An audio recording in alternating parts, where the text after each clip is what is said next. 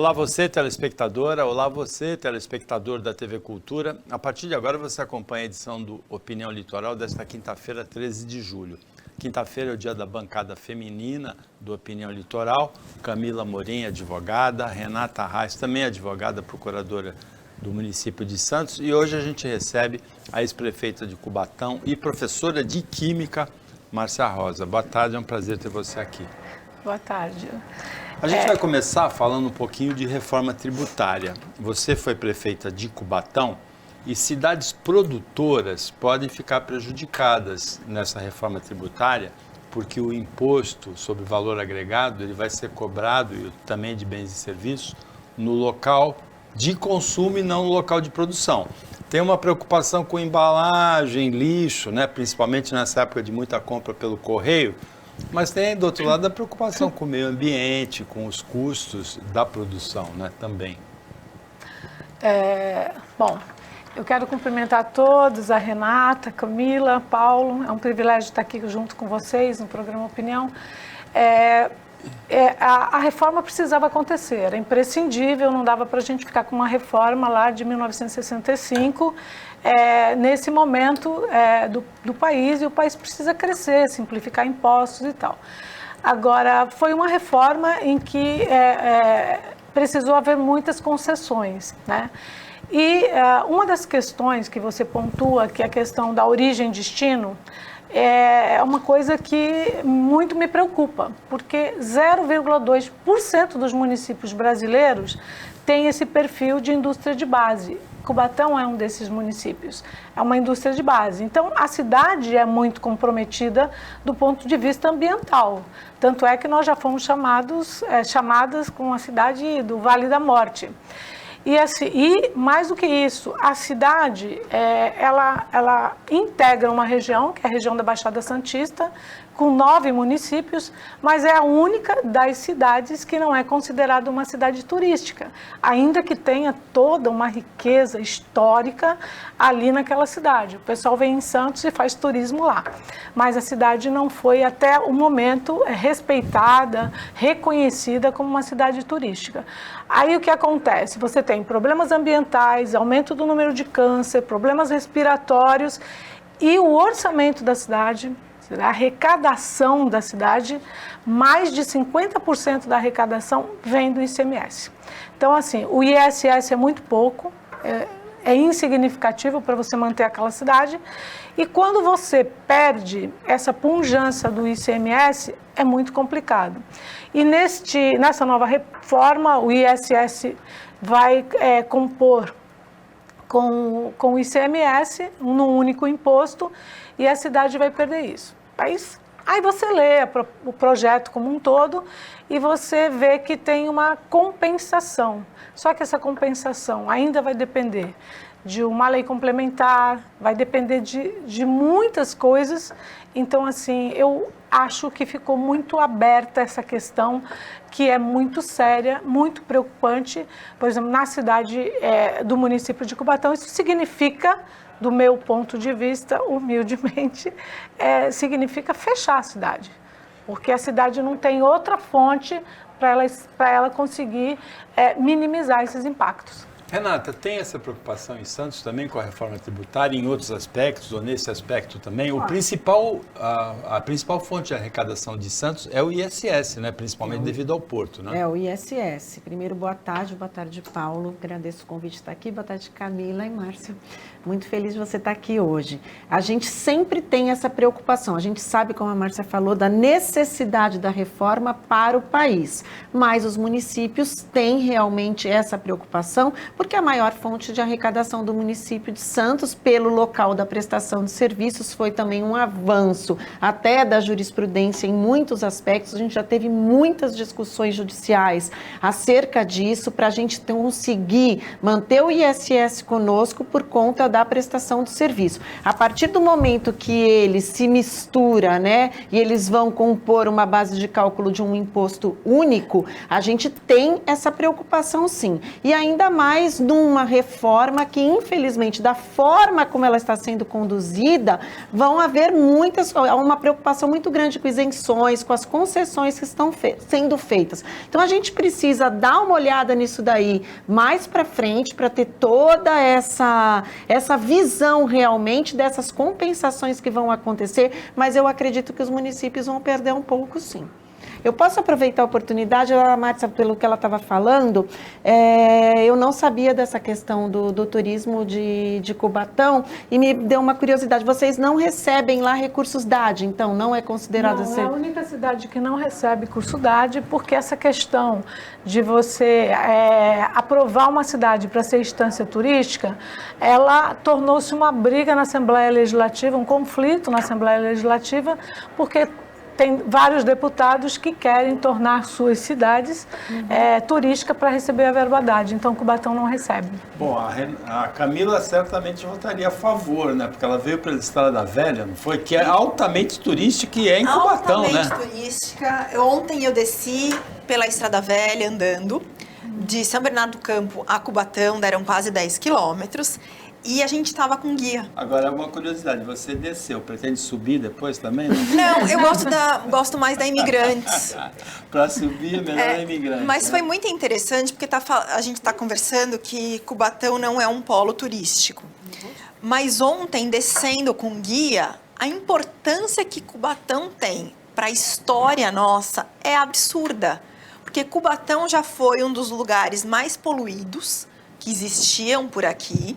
Muita gente saiu de Cubatão por conta disso, por conta de crianças estarem nascendo com anomalias, etc.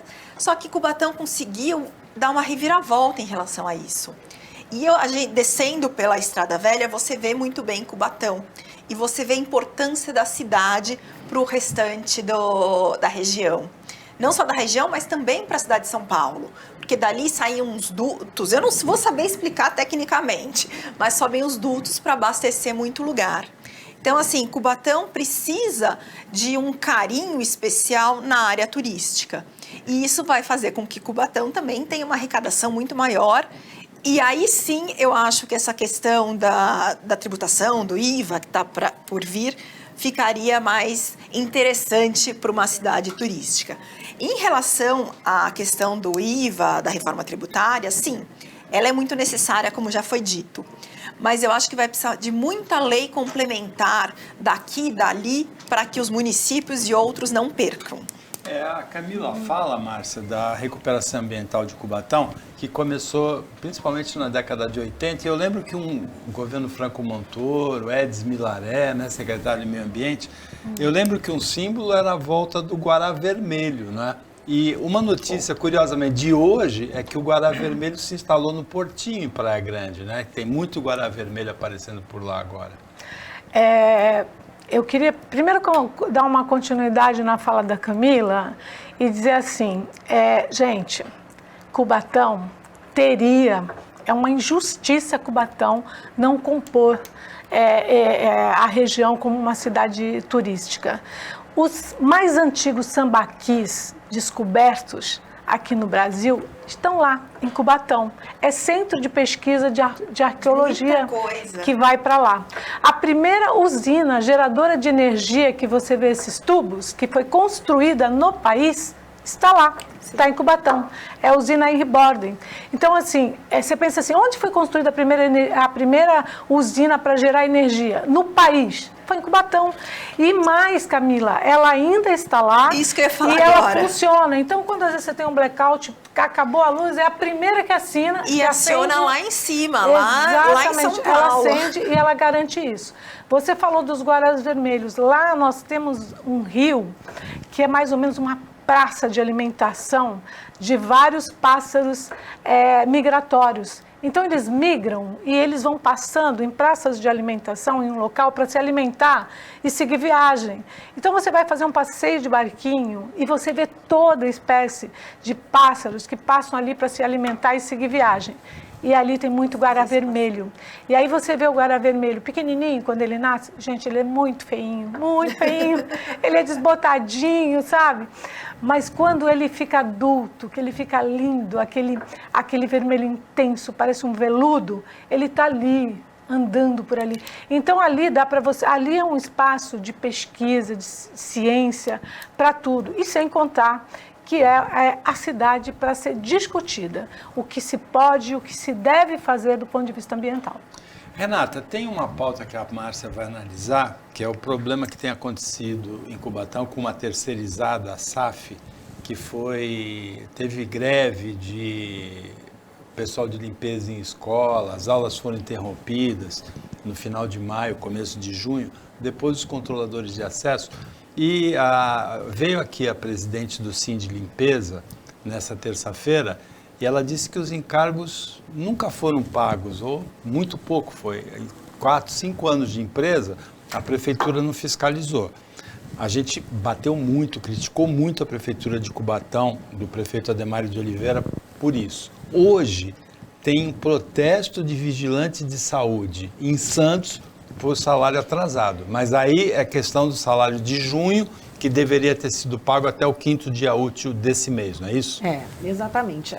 Eu vi essa notícia, eu pensei a mesma coisa, fiquei um pouco chateada porque eu fiz críticas, né, à fiscalização, à postura da Prefeitura de Cubatão a deixar há tanto tempo essa situação acontecer. Porque a gente tem uma legislação de licitações que, lógico, o interesse público em primeiro lugar, a gente não pode permitir que o serviço que seja essencial, ele seja paralisado porque a empresa contratada não está cumprindo obrigações ou encargos, mas a gente tem mecanismos para que a gente possa pressioná-la a fazê-lo, até mesmo rescindir, multá-la e promover uma contratação emergencial até que a gente consiga organizar essa situação, porque principalmente nesses serviços terceirizados não tem conversa para a Justiça do Trabalho. Quem vai pagar essa conta é o município. Não importa se a gente... É devedor solidário, né? A responsabilidade é solidária, embora a gente coloque expressamente no contrato de que o contratado responde exclusivamente por esses encargos, a Justiça do Trabalho não quer saber. Ela é muito cruel com o empregador nessa situação e condena o município. Então, historicamente, em Santos, a gente teve situações parecidas no passado com o que aconteceu em Cubatão, deixar a situação se arrastar. Nesse caso especificamente, eu ainda não estou enxergando essa desídia da administração, porque a prefeitura, pelo que eu li dessa matéria, isso não chegou ao meu conhecimento lá como consulta, como providências a adotar, mas a gente tem aqui a informação de que os pagamentos feitos pela prefeitura para a contratada, eles estão em dia. Então, o que a gente precisa? Ter uma fiscalização atuante para, se for o caso, a gente adotar providências com urgência para que essa situação não se arraste, porque essa conta vem para a gente lá no futuro, tenhamos ou não pago a prestação do serviço. Agora, a Prefeitura de Santos, ela fiscaliza se o INSS, o FGTS, os encargos sociais estão sendo depositados? Ela tem o dever de fiscalizar. E você faz isso como? A cada pagamento, para você pagar uma nota de prestação de serviços para uma empresa, você tem que mensalmente fiscalizar se as condições de habilitação elas estão sendo mantidas, se eles têm as certidões negativas. Se você está com uma empresa que você vai pagar e ela já está com problema em alguma certidão, está com atraso para apresentar, você já começa a ligar o sinal amarelo para você ter atenção em relação a isso. Mas há outros meios de exercer essa fiscalização também, há toda uma possibilidade de você ter esse cuidado mais apurado para que você tenha conhecimento da situação de fato e não deixe que isso venha a prejudicar ou interromper o serviço lá na frente. A Márcia Rosa e a Camila Amorim falam sobre isso depois do intervalo, que é bem rapidinho. Fica aí com a gente.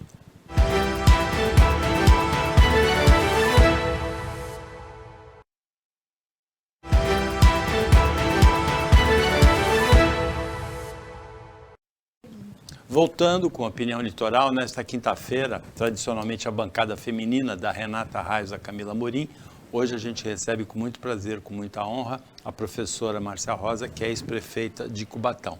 Antes da Márcia Rosa falar sobre essa terceirizada, Camila, a prefeitura tem obrigação de exigir certidão negativa, né? A gente vai fazer, inclusive, um meia-culpa aqui, porque na terça-feira, com a presença da Paloma Santos, presidente do Síndico de Limpeza, nós cobramos providências da Câmara de Cubatão, de fiscalização do Ministério Público Estadual e do Ministério Público do Trabalho. E à tarde foi firmado um termo de ajustamento de conduta entre o Ministério Público do Trabalho naquele mesmo dia e a SAF, a empresa. Então, o Ministério Público de Trabalho sai da nossa crítica, que fica só para o Ministério Público Estadual, para a Câmara e para a Prefeitura. Eu, de modo geral, gosto muito do Ministério Público quando ele é atuante. Eu acho que, junto com outros órgãos, ele também deve fiscalizar, embora não seja a responsabilidade legal dele. Então, o Ministério Público também tem que estar no pé. E ele tem que estar no pé também da Prefeitura, porque a gente vê que a falta de fiscalização em concessões, em privatizações, em tudo, é ou do governo do estado ou do governo do município. E eles têm a obrigação legal de fiscalizar isso, porque, como a Renata falou, depois sobra para eles pagarem a conta do terceirizado, vamos dizer assim, que não fez o trabalho direito. Então, é como a Renata falou, apresentou certidão estranha, está demorando para apresentar certidão, sinal alerta. E as prefeituras devem fiscalizar. Legalmente é obrigação delas. E aí me vem uma pergunta na cabeça. Por que eles não fazem? Por que a prefeitura não faz esse trabalho efetivo dela? Ela prefere pagar uma conta enorme lá na frente de uma ação trabalhista? Então, assim, é um pouco complicada essa questão, porque é dever, legalmente é dever. E a gente não vê, e a gente está aqui sempre falando de falta de fiscalização de algum órgão em alguma ação. A professora Márcia Rosa sentiu as consequências disso, porque houve greve, né, de funcionários de limpeza e interrupção de aulas no primeiro semestre, não é?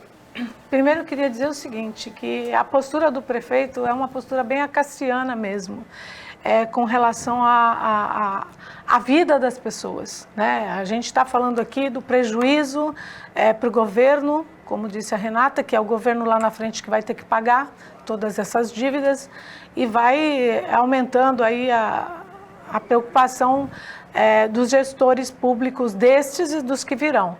Contudo, assim, eu sou professora do município de Cubatão, estava lá, e as funcionárias limpando escola, limpando vidro, limpando banheiro, limpando vômito, trabalhando o dia todo em uma escola imensa. E no final do dia elas diziam assim, diz que o pagamento vai sair às 13, depois vai sair às 14, vai sair às 15. Olha, o dia foi passando e elas estavam assim desoladas, e o pagamento não saiu, ninguém foi conversar com elas, ninguém disse a elas. Muitas delas já tinham combinado com os filhos que iam sair e passar no supermercado, porque elas ganham em torno de um salário mínimo, é muito pouco. Então, o dia que elas pegam o salário, elas já passam no supermercado para comprar o que é imprescindível na alimentação da sua família. Então, não houve absolutamente nenhum respeito com essas trabalhadoras. E esta empresa, a Renata disse muito isso, essa empresa faz isso 1, 2, 3 meses e o prefeito continua pagando? Tem alguma coisa aí que eu imagino que isso é uma questão de improbidade absoluta, porque a empresa tem dívida com os trabalhadores contratados e a prefeitura continua pagando, continua mantendo em dia os pagamentos. Agora o contrato foi rompido, né? Depois que houve a greve no final de maio, o contrato foi rompido. Aí o contrato foi rompido, foi contratada uma empresa que, supostamente muito próxima da empresa que de lá saiu. Mas depois disso teve a outra greve que foi com os controladores de acesso. Depois... Que eram da mesma empresa, SAF. Exatamente, da mesma empresa. Então nós temos esses problemas tanto nas escolas que vão provocando no dia a dia várias interrupções de aulas dos alunos que, aliás, começou o ano letivo no final de fevereiro, porque o governo resolveu arrumar as escolas para início das aulas, quando as aulas já deveriam ter começado. Então, é muito prejuízo para a educação dos nossos alunos. Perdão.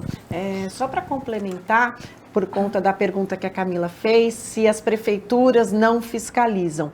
Eu posso falar por Santos. Santos fiscaliza. Hoje em dia, eu falo isso com muita propriedade, que a gente faz essa fiscalização, tanto dos nossos contratos de prestação de serviço, como também dos nossos convênios, repasse de subvenção. Então, toda vez que se tem que fazer um pagamento, alguma nota, ou então o repasse de uma subvenção, e seja a entidade ou a contratada, não tem certidão, esse processo não é pago, a Cefim não faz o pagamento sem passar primeiro na Procuradoria e a gente dá orientação no caso concreto de como se atuar. Porque é muito simples, né? Chegou a nota fiscal, cobra a certidão negativa de depósito de encargo, de olerite anterior, FGTS, INSS. Não tem sentido pagar sem receber as certidões antes. Porque se a empresa não fez o depósito, a prefeitura vai pagar depois. Sim, Santos faz exatamente o que a lei manda. Só que é muito difícil a gente encontrar uma quantidade grande de municípios que faça da mesma maneira. Santos está de acordo com a lei, não tem nem o que falar. Está na lei, Santos faz. E as outras cidades? Bom, hoje a gente tem uma pauta aqui, por coincidência, a bancada é feminina e tem essa pauta. A Petrobras anunciou ontem, Renata, que comprovou, inclusive, e efetuou demissões, 10 casos de assédio ou importunação sexual entre 81 denúncias. Olha, essa notícia, ela parece que dá aquela sensação de surpresa, mas se a gente for olhar, né, com calma, o que vem acontecendo Caixa nos Econômica últimos Federal, tempos, né? Exatamente. O que a gente vê é que está aparecendo aquilo que era invisível e já acontecia, e a gente muita gente fingia que não via, porque não era objeto de apuração, e daí a gente tem uma série de fatores aí envolvidos, desde o problema da denúncia, que hoje a gente tem todo um estímulo, né? Muitas políticas públicas desenvolvidas para que as mulheres denunciem esse tipo de comportamento. Hoje a mulher, ela tem o conhecimento necessário e os meios necessários para entender a diferença de um galanteio e de um assédio. A gente precisa entender essa diferença, porque eu sou mulher, eu vivo num meio masculino, muito masculino, e eu percebo isso muitas vezes. As pessoas, elas usam do artifício de um galanteio para te colocar muitas vezes, até não sei se dolosamente, ou às vezes por uma questão mesmo cultural, né, do machismo, colocar a mulher numa situação em que nem ela entende, e você, quando você vai para casa, você começa a pensar que situação eu estava, por que eu não respondi? E você se sente ali numa situação, no mínimo, para dizer o mínimo, incômoda diante daquilo que se fala, né, num meio que seja predominantemente masculino. O bom dessa notícia é que a gente tem o quê? Em 80 casos, 80 denúncias. Em 80 denúncias, a gente tem quantas comprovações que eu já perdi aqui? 10 comprovações. Demissões então, em 5. A gente tem uma apuração, né, efetiva dessas situações e que sirva de exemplo, porque cabe também, né, dever do empregador, dever combater esse tipo de conduta dentro da empresa. É muito, como a Renata falou, é muito bom a gente ler esse tipo de notícias. E também, eu fico pensando, eu já sofri assédio, só que na hora a gente não percebe. Depois que a gente vai para casa, depois que passa um tempo, você fala, nossa, aquele comentário... Às vezes percebe, né? Às vezes percebe na hora, mas muitas vezes... percebe sempre, sim, se alguém passar a mão na bunda de alguém, vai perceber na hora. Mas muitas vezes são implícitos. E aí depois você fica pensando, nossa, por que aquele cara fez essa colocação? E aí que a gente vê, eu fui assediada já. E tive a consciência posterior. Então a gente tem que mudar isso e tem que ter punição. Porque já passou da hora do mundo entender que não existe mais um mundo machista. Homens e mulheres são iguais. A gente vê que na política está tendo uma mudança grande em relação a isso. No mundo jurídico, infelizmente, a gente tem uma maioria masculina, como a Renata também vive, eu também, como advogada, vivo num mundo masculino. Mas está na hora de parar. Gente, mulheres e homens são iguais. Se uma mulher canta um homem, ele vai ficar feliz da vida. Ele vai achar que ele é o garanhão do pedaço. Mas nós mulheres não gostamos, não queremos isso. Já cansou e precisa cada vez mais ter denúncias. E as denúncias, 90% das vezes, a hora que você vai lá ver, elas são reais. Então, o recado é parem com isso, porque vocês vão ser presos, vão responder a tudo quanto é coisa. Camila, eu administrei uma cidade machista, uma cidade industrial, uma cidade de homens. E a sociedade é machista, é muito machista. Agora, o que eu percebi também, não sei se vocês pensam assim, eu acho que muita coisa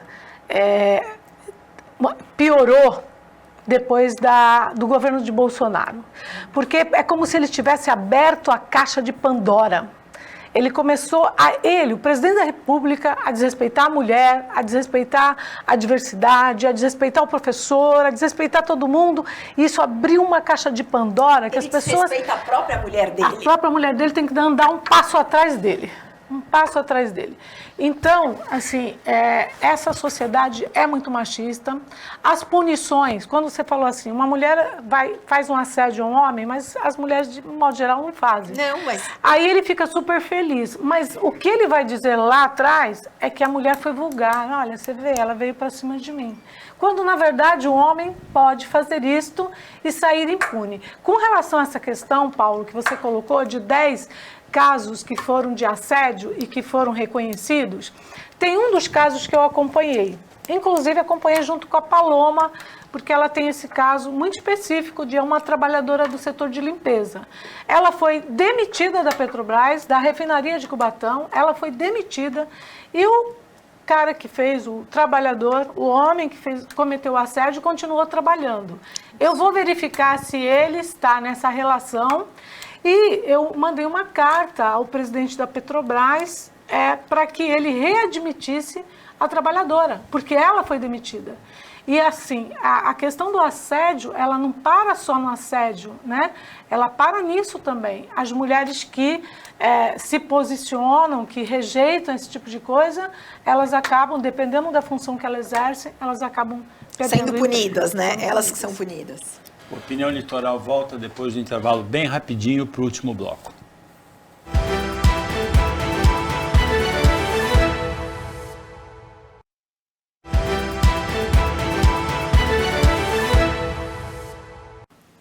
Voltando para o último bloco do Opinião Litoral, que quinta-feira tem tradicionalmente a bancada feminina da Renata Reis, advogada, procuradora-geral do município de Santos, Camila Amorim, advogada, e que hoje recebe a ex-prefeita de Cubatão, Márcia Rosa. A gente na quinta-feira tem procurado receber sempre aqui uma mulher de destaque na sua atividade. A Márcia Rosa é professora.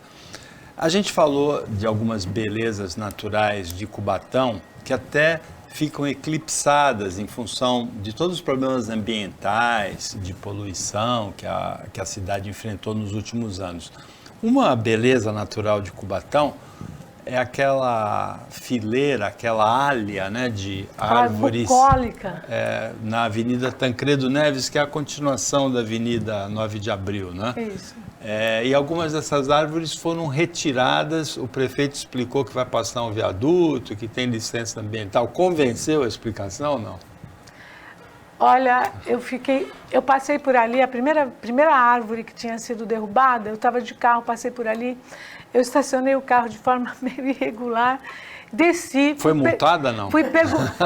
Eu não fui multada porque eu não fui observada, né, por um agente de fiscalização. Mas eu desci, perguntei para o trabalhador o que ele estava fazendo. Ele falou, não, ele nem era da cidade, então ele não conhece a cidade. Mas, gente, pensa aquele lugar bucólico, com árvores frondosas de mais de 100 anos, seculares, em que elas vão formando um túnel um túnel de árvores verdes, é o lugar mais lindo que você tem ali naquela entrada. E aí eles cortaram as árvores, sem dó nem piedade, sem uma consulta popular, sob a alegação de que precisa fazer um viaduto. Paulo, você é engenheiro, né? A tecnologia da engenharia hoje ela é tão grande que ela possibilita você fazer viaduto em qualquer lugar, preservando o meio ambiente. E ali, é bem perto da Vila São José, aquela que ficou marcada nos anos 80, que pegou fogo, né, que teve aquele incêndio em que morreram muita gente. Quer dizer, isso foi uma tragédia. E essas árvores, assim, quando você sai desse túnel, você encontra a Vila São José. Eu tentei fazer ali uma chamada cortina verde com várias árvores, assim, separando o bairro que fica bem de frente para a estrada e para a linha férrea, né, fazer uma cortina verde. E, no entanto, eu vi isto. Eu considero isso um crime ambiental, uma coisa extremamente absurda, sob a alegação de que se precisava fazer um viaduto, sendo que a gente tem tanta tecnologia que você pode fazer um viaduto de outra forma, sem fazer esse desastre ambiental que foi feito em Cubatão. Eu queria aqui registrar o meu repúdio veemente a esta questão.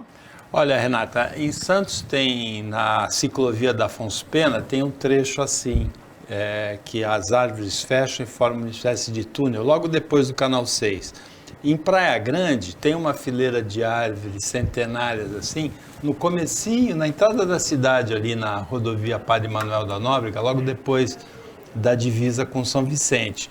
O que restou assim de Mata Atlântica ou alguma coisa que ficou muito bonita, como na ciclovia, tem de preservar, né?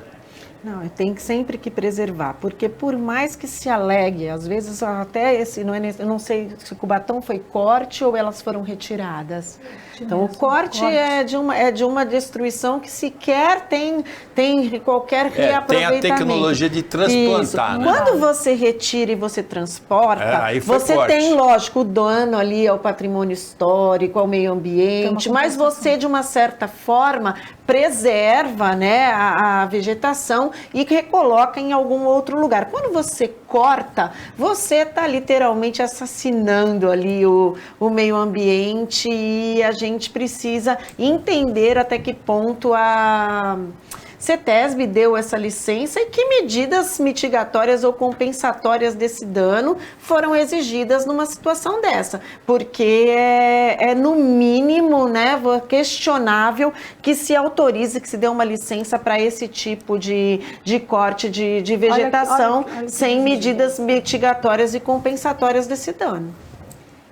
Me choca um pouco ver esse tipo de ação, porque a gente sabe que árvores fazem bem não só ao meio ambiente, como à saúde humana. A gente está vivendo uma época em que tudo é concreto, você não vê árvore quase em lugar nenhum. E, de repente, fazer uma coisa dessas é brutal ao meio ambiente e à saúde humana. Porque as árvores, eu não sei explicar tecnicamente, elas limpam o ar para que a gente respire uma coisa muito melhor. Cubatão tem um histórico de poluição. E essas árvores certamente estavam corroborando para a saúde humana e para essa limpeza que tem que ter do oxigênio por conta dos poluentes que existem lá. E aí, de repente, corta-se, simplesmente corta. Eu queria ver essa licença ambiental, gostaria de ver, porque falar é muito fácil. Então, vamos que seja apresentada pelo prefeito essa licença ambiental e que a gente veja, de fato, os termos que foram acordados para isso. Porque tem que ter uma compensação ambiental. Mesmo quando tem autorização para corte, vem uma contrapartida. Normalmente, é uma coisa muito similar ao que foi destruído.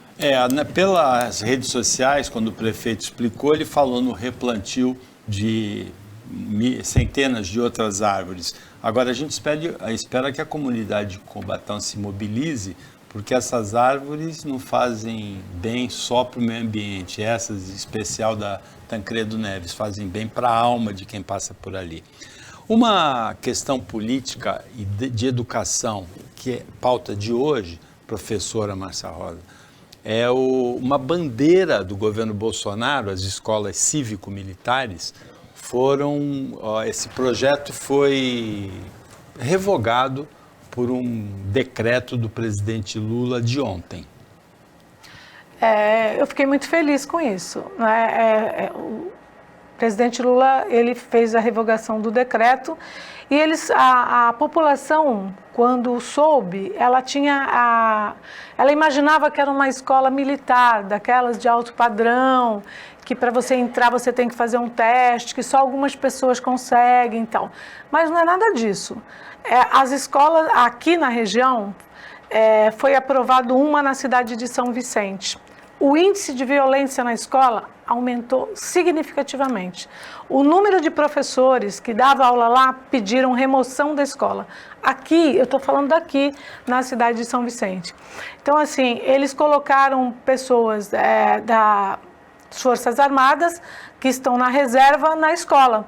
E a folha de pagamento da educação, eles entraram para a folha de pagamento dentro da escola, fazendo meio que um papel de circular na escola. Tem caso, inclusive, de afronta de aluno que brigou, que foi para as vias de fato com esses representantes das Forças Armadas. A escola não ganhou nada com isso, foi um prejuízo imenso e um prejuízo à educação. Então, eu fico muito feliz com a revogação, ainda que eu tenha ouvido, né? Ouvido não, eu li ontem também, né? Que o governador Tarcísio vai fazer isso através de um decreto. Ele pode fazer isso através de um decreto. Manter as escolas no estado de São Paulo. Não é manter. Ele não falou que vai manter, ele falou que vai fazer, porque na verdade o que foi feito está muito desmontado, não existe nada. Aliás, o ensino médio é uma coisa que precisa ser discutida. Tiraram do terceiro ano, Paulo, química, física, geografia, história, filosofia.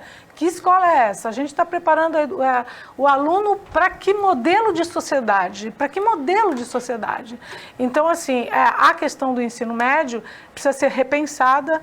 O Tarcísio disse isso e talvez ele pense, quem sabe ele pense num outro modelo de escola cívico-militar. Contudo, este aí é o modelo de naufrágio completo da política educacional pública, né? Você digamos concorda assim. com isso, Camila? Concordo, e eu não tinha conhecimento do horror que são essas escolas. Para mim, eram escolas até de qualidade superior, onde existiria um teste dificílimo para entrar, fosse uma educação muito melhor do que a gente vê até em escolas particulares, e caiu por terra esse pensamento que eu tinha. Mas, de forma geral, como a Márcia falou, a gente precisa de uma reforma do ensino no Brasil. A gente está tendo uma transferência dos pais para a educação na escola, e não é assim. Você ensina respeito, educação, tudo isso dentro de casa, e não é a escola. Então, a gente vê um número cada vez maior de agressões a professores, de agressões entre alunos, que está tudo errado. E essas matérias todas que foram excluídas, eu tive até o terceiro ano, e são muito importantes para os vestibulares e para a vida. Renata? Apenas complementando Santos tudo tem escola isso. cívico-militar? Não tem. O que eu acho mais grave na instituição dessas escolas não é aquilo que se preconiza em relação ao estudo, mas a escola servir de palco para a propagação de ideologias. Não é esse o papel da escola. Então, esse, para mim, é o principal ponto que as escolas cívico-militares, nos moldes preconizados pelo governo Bolsonaro, precisavam mesmo ser tiradas do cenário da educação no Brasil, na minha opinião. Nessa semana a gente teve uma declaração polêmica do deputado Eduardo Bolsonaro, comparando uma comparação completamente estapafúrdia entre professor, que ele diz doutrinador, ele se refere à esquerda, e traficante de drogas. Mas a Renata toca num outro ponto, né? Se a escola não deve ser para doutrinar para a esquerda, também não deve ser para doutrinar para lado nenhum, também não para a direita. A gente chega ao final da Opinião Litoral desta quinta-feira, agradecendo as participações da Camila Amorim, da Renata Arraes, de todas as quintas-feiras, e a presença aqui da professora Márcia Rosa, ex-prefeita de Cubatão. Boa sorte na continuidade da carreira política. A gente agradece também o trabalho da equipe técnica de jornalismo do Sistema Costa Norte e agradece a você que acompanhou a gente mais essa edição. Até amanhã, nesse mesmo horário, depois do Jornal Litoral, e uma ótima quinta-feira para você que você merece.